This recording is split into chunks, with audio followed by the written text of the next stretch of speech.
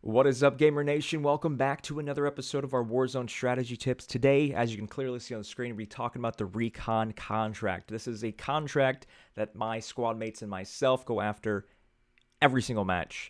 Sometimes we like to switch it up, but this is something that it gives you such a great advantage that we try to make sure we drop in an area that has tons of these flags. And if you're not really sure the difference between the contracts, is it something you never go after? You just simply, focus on killing other squads. Then maybe you can implement this in your strategy and get closer to that elusive Warzone victory. So let's just go right into it right here. All right, so you guys all know what that icon is. It's a little flag icon. So when you pull up your mini map, you see all these little flags everywhere. You see the magnifying glass. You see those little bullseyes. So right now we're just talking about the recons, which is just the little flag icon. Once you walk up to where that icon is on the map, you'll see this little contract floating around here. It does make a noise, so if you're looking for it, as the noise gets louder, you know that you're getting closer to picking it up. Now, what exactly happens when you pick it up? Well, when you get to it, you're going to see this pop above it. Once you pick it up, it's going to give $1,000. Now, this is just the first time you pick it up. So when you jump into a match, you pick one of these up for the first time in a match, it's going to give every single player on your team $1,000. And it also says circle peak. So that's the advantage of circle peak. Now, if you have no idea what that means, we're going to tell you in a second and tell you why, or explain why this is such an important contract to my squad mates and myself. So $1,000 per player. Now, before we get to the next one, I want to go up more on that. If you don't focus on contracts whatsoever, first off, shame on you. Secondly, every single additional contract that you do in a single match, the multipliers on how much money you and your squad mates get just multiplies over and over and over again. So of course, if this is the first one, you're only getting $1,000 per player. The next one, I'm not sure what the multiplier is. It's probably I think 180% or whatever the percentage is. But you're going to get more than $1,000 per player. Then the next one, you're going to get even more percentage bonus than that. So the more contracts you knock out, the more money you get. I mean, if you knock out 3 or 4 of these back to back to back to back to back. I think that was 4, right? Then you're going to get a crap ton of money. You're going to have all the money you need to get loadout drops, to get your self-revives, gas masks, UAVs, precision airstrikes, munitions boxes, everything your squad needs for that endgame circle. Now, when we go to the recon and we pick it up, it's going to tell us a different place on the map of where to go. So you pick that up from the ground, that little circulating tablet there, and then when you get to it, it's just like Domination. If you've ever played Domination on pretty much any video game, any first-person shooter, they all kind of work the same. You just have to go to a place and kind of capture it, and this little meter fills up. Now, if you are playing on quads, and you get here onto this spot, if you're only by yourself and your other 3 teammates are not on it, this is going to go very, very slowly, which, of course, is a massive disadvantage because you're a sitting duck. You're sitting by yourself trying to cap this while your teammates are probably running around looting and not paying attention. You want to make sure you get as many people on this as possible. The more people on it, the faster it goes. Now, some squad mates I play with often, they say that if you spin in circles while you try to cap it, it's going to go faster. I've tried that. I've looked at that. So far, it has not been proven. They just think it does just because their screen is going fast. They think that the bar is going faster. I don't know. I still have to look into that. But anyway, so once that caps all the way, the blue fills up that line, then it's going to give you guys, if this is your first one, $1,000 each. And it's also going to give you that screen peak or that map peak, or the circle peak, I think, yeah, it's called. And then also it's going to drop some loot. Typically, it's like you get 1 lethal, 1 tactical, 2 plates, and then a random gun. Now, more often than not, it's a blue or better gun, but sometimes it will be a green gun. I don't think it's ever been an uncommon gray gun. So once you pick that up, you are going to get all of those things, but the circle peak is the most important one. What that means is that it will show you where the next circle is going to be before it even happens. So you know you have that outside white circle on the map, right? And outside of that is the red gas that is coming towards it. But everything in between, you don't see anything. But once you get that circle peak, before that red closes in on the white, you're going to see a yellow circle in the middle of that, and that's going to tell you where the next white circle is going to be.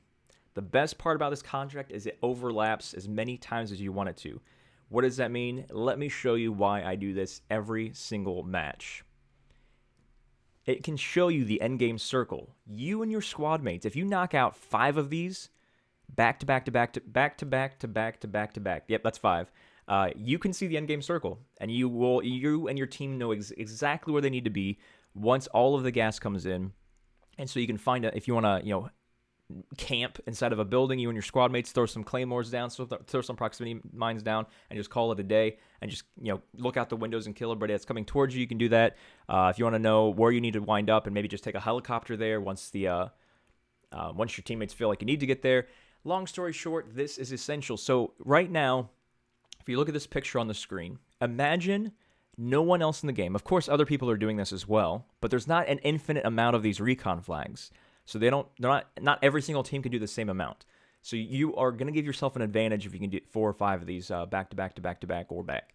But yeah, so right now in this picture, we know that this circle is going to be ending on Storage Town. But if no one else, if there's another squad out there in your same match, in your same lobby, and they haven't done a single recon, then all they know is that massive white circle on the outside. They have no idea which part of that circle is going to finish in. But you and your squad mates do, because you knocked out a bunch of these in a row. So I try to do these with my squads every single time because I want to know where it finishes. I don't want to, let's say, if you look at this the blue marker, the blue ping here on the map right above airport, maybe we can guess, well, maybe this is where it's going to finish. But of course, we already know that's way outside, that's not even inside the third last circle.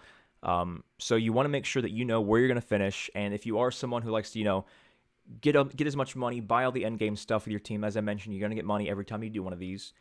Get to that end game circle. Find a building that's optimal. For me, my squad, we always like to go for a 2-story building. We can throw claymores and proximity mines all on the bottom, and then kind of just as the gas is closing in, we try to just look out the windows and just tear people up as they're coming towards the end game circle. And more often than not, if it ends where there is a 2-story building, my squad's going to win. We do a very good job of hunkering down, if you will, in one of those 2-story buildings. And if it doesn't end in a building area, because so often it ends in a wide open field, you are going to know that. So you're going to know, okay, what kind of weapon do I need to get for my loadout if we already know that the endgame circle is on an open field? Well, you might want to get something that has thermal on it. You want to make sure you have ghost and cold-blooded as your perks on your loadout, so you can't be seen if you're in prone laying in the grass. In the end-game circle. So you want to know all of these things. So getting these contracts, these recon contracts, shrinking that circle all the way down is going to let you know what kind of strategy you need to implement, what kind of loadout you need to get, where you guys need to go, who needs to do what, and way before anybody else can get to that point. The funny thing is that when I started playing Warzone when it first dropped, none of this stuff was explained with Warzone. We were kind of just figuring out as we went.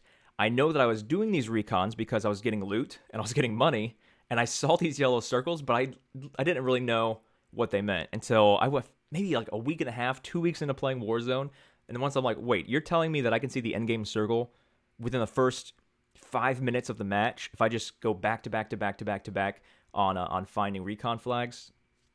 So I've been doing almost ever since.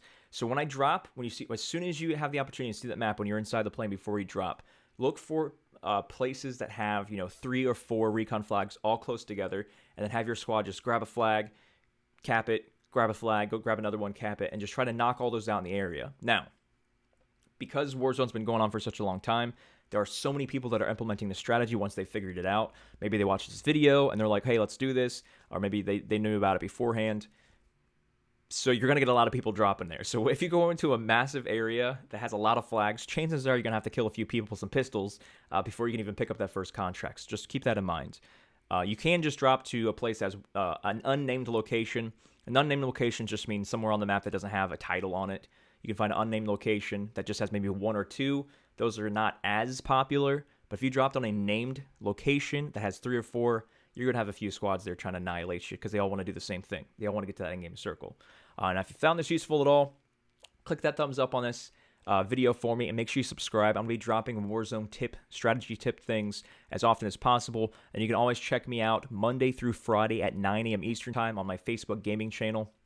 Just go to facebook.com/GamerTrevis, or just open up the Facebook app and search for Gamer Trevis. There's no spaces, GamerTrevis.